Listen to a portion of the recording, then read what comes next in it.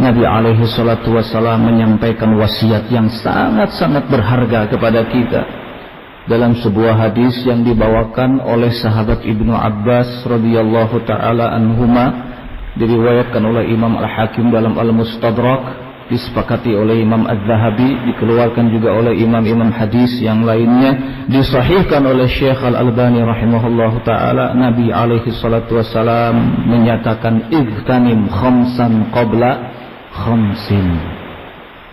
Gunakanlah 5 kesempatan sebelum datang 5 kesempatan yang lainnya. Syababaka qabla haramika. Gunakan kesempatan mudamu sebelum datang masa tuamu. Sihataka qabla sakomika.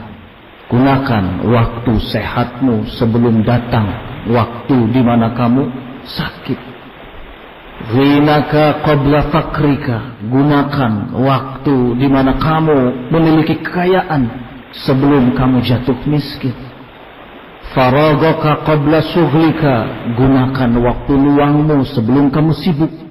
Wahayataka qabla mautika. Dan gunakan waktu hidupmu sebelum datang kematian. Inilah 5 perkara yang diwasiatkan oleh Nabi alaihi salatu wassalam kepada kita untuk senantiasa kita jaga. 5 perkara ini adalah masa muda, kemudian kesehatan, kekayaan, waktu luang, dan kesempatan hidup. 5 perkara ini adalah 5 perkara yang dapat menopang jalannya kehidupan kita di dunia. Dengan 5 perkara ini kita bisa berbuat sesuatu.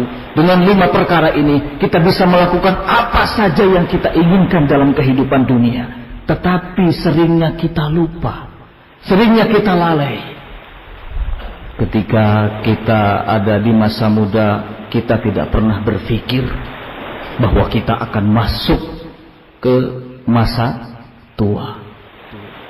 Ketika kita diberikan kesehatan, kita tidak pernah berpikir bahwa suatu saat nanti kita akan sakit. Ketika kita kaya, kita tidak pernah berpikir bahwa suatu saat nanti kita akan miskin, kita akan menjadi orang yang fakir.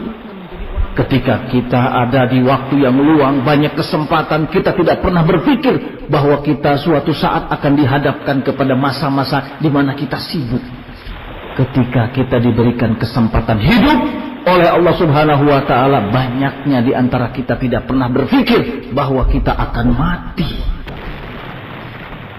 Padahal Allah menyatakan kullu nafsin dha'iqatul maut. Setiap jiwa itu pasti akan dijemput oleh kematiannya.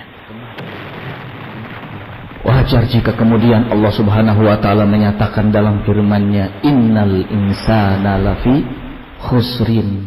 Sungguh manusia itu benar-benar dalam keadaan rugi. Kenapa? Kenapa manusia dikatakan benar-benar dalam keadaan rugi? Karena mereka tidak mampu memanfaatkan waktu dan kesempatan yang diberikan oleh Allah Subhanahu wa taala.